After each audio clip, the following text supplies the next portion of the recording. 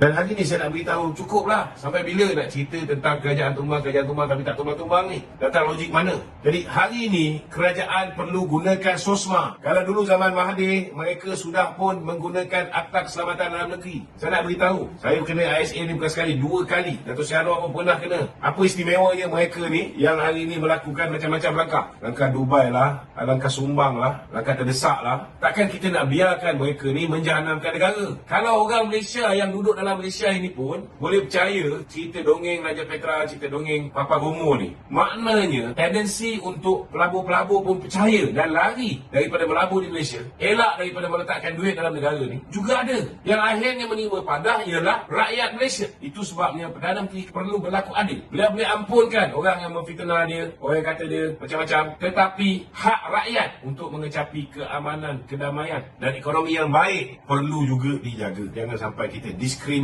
majoriti rakyat Malaysia kerana kita beri pengampunan pada 2-3 puak yang mulut macam puaka ni, tuan-tuan. Ini benda yang bagi saya lah yang saya nak tegaskan kepada kerajaan hari ini, yang saya rasa perlu.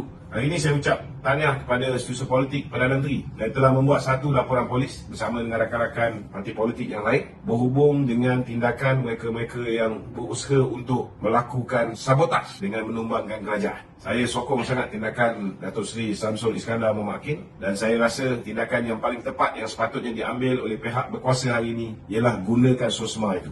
Kita hapuskan ISA, kita wujudkan SOSMA yang lebih demokratik. Nak tahan orang kena bawa pergi magistrate. Kalau ISA zaman Mahathir ni saya nak beritahu, tahan dulu di bawah Seksyen 73 dalam kurungan 1. Pegawai polis berpangkat DSP boleh tahan seseorang di bawah Akta Keselamatan Dalam Negeri. Seksyen 73 dalam kurungan 1 ni 60 hari tanpa sebarang pembicaraan. Kemudian Menteri Dalam Negeri ada kuasa tahan seseorang dalam tempoh 2 tahun di bawah Seksyen 8 Akta Keselamatan Dalam Negeri tanpa bicara. Sampai di kem tahanan Kemunting, lepas 6 bulan lebih kurang, baru ada representasi, baru ada lembaga penasihat yang standard dia lebih kurang macam Hakim Mahkamah Tinggi yang akan mendengar representasi. Barulah mungkin ada peluang untuk dibebaskan dan sebagainya. Itu pun kalau dia dapati meyakinkan bahawa dia tersilap tangkap ke apa benda ke. Lepas 6 bulan. Tapi hari ini kita ada akta yang lebih demokratik. Nak tahan kena bawa pergi magistrate, kena bawa pergi depan hakim. Ada orang yang mengadili. Gunakanlah SOSMA ni. Jangan biarkan. Kerana hari ini masalahnya rakyat kita ni lebih daripada separuh tak kerti menapis berita. Lebih daripada separuh tak kerti nak tabayun, nak cek betul ke ni. Kita cakap berbuih dah banyak kali. Mustahil bawa dulu tuanku dalam tempoh tak sampai 20 hari lagi yang tinggal ni untuk beliau masih lagi berada di tahta. Mustahil untuk baginda tuanku, tuan-tuan, mengambil satu keputusan membelakangkan majlis raja-raja dengan mengangkat seorang Perdana Menteri minoriti, seorang Perdana Menteri yang mendapat simple majoriti yang sudah pasti tidak stabil bila-bila masa boleh bertukar kerajaan sekali lagi. Ini kena faham, tuan-tuan.